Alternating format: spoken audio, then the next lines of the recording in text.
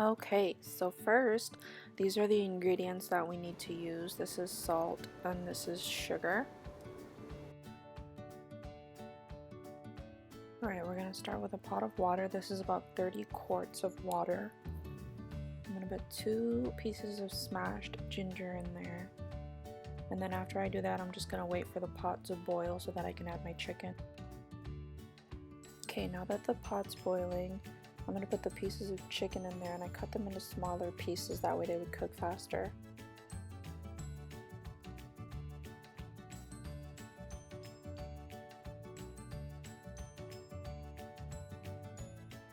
After the chicken is boiled for about 20 minutes, I'm gonna take them out, put them on a plate, and then I'm gonna put them in the fridge so that they can cool down. And while I do that, I'm also gonna turn down the fire, that way all of the water doesn't evaporate while it's boiling.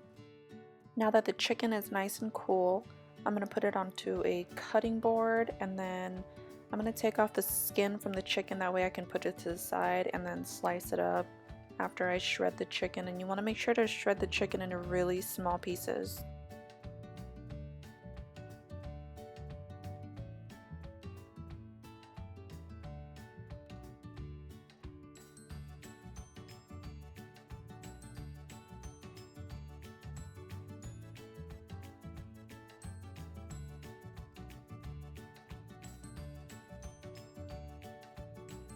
After the chicken's shredded, I'm going to put it all back into the pot. And once I put it in the pot, I'm going to keep it on a low fire, that way it slowly boils. Now I'm going to take half a cup and then I'm going to fill it with the powdered chicken bouillon that I have.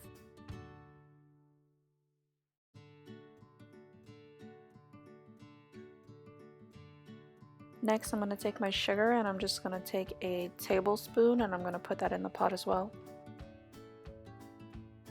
Now for the curry, I'm going to take some canola oil and then another half a cup. I'm going to fill the half of the cup with the oil, put it in the pan, and then I'm going to put half of that cup, so a 1/4 cup as well, into the pan, and I'm going to let it heat up. Then I'm going to take my curry. I'm going to put this whole thing into the pan after the oil is warmed up. Now I'm just going to fry the curry around a little bit before I go ahead and add in my coconut cream. I'm just going to add the whole entire can in there. And once I've added that in there, I'm going to mix it all together to make sure that everything is blended in nice. And now for the paprika, I'm going to take a half of a cup as well and then pour it on top of the coconut and the curry mix. And you want to make sure to really stir this in well, that way there's no clumps of paprika.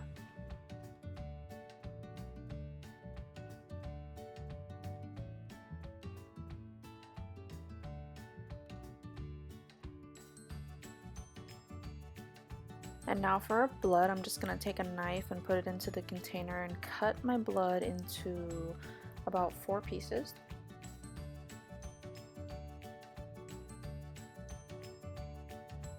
Okay, next I'm going to put this on the stove and I'm going to set it to boil on really low heat, because the thing with blood is if you boil it on high heat, it'll just break apart. And while I'm waiting for everything to boil up, I'm just going to take my vegetables and slice them into small pieces.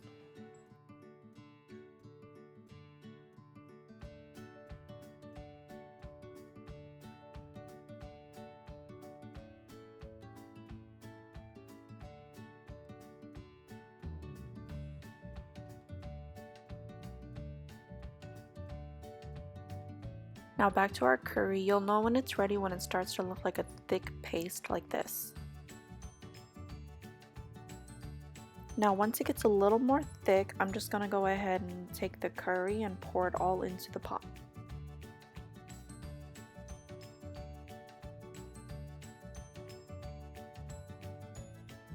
And what I'm going to do is I'm going to take some of the broth from the pot, put the broth into the pan with the curry, stir it around a little bit so that none of it goes to waste, and just pour it back into the pot. Now I'm going to stir the pot around a little bit, and I'm also going to add a total of 4 cups of water because most of it evaporated already.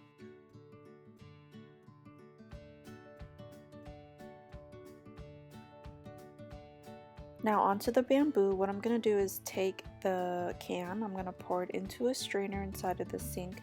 I'm going to turn on some hot water and I'm just going to spray it down because sometimes there's a scent in the bamboo and I don't like to have that scent inside of the pot. Normally I just boil it, but today I'm just going to spray it down with hot water until the scent goes away.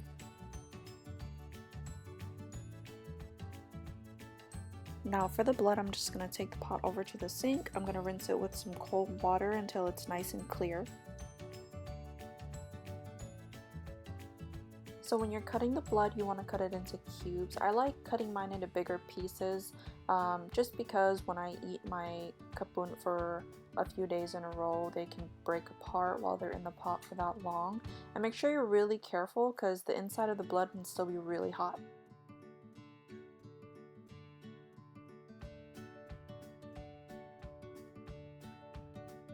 Okay, so for my noodles, this is the brand that I use. I like this one because the noodles, they're not too big and they're not too small.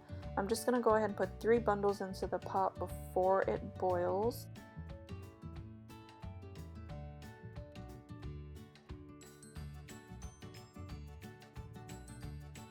Now once the noodles are finished, I'm just going to bring it over to the sink, rinse it down with cold water until the water is nice and clear. That way I know that the noodles are nice and cold.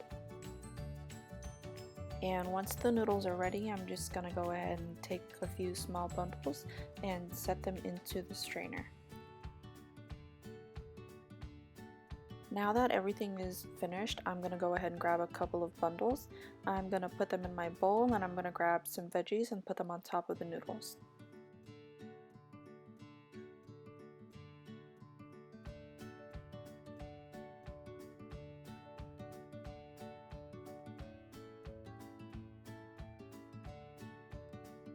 Now I'm going to bring my bowl over to my pot and I'm going to take a couple of scoops and put it into the bowl.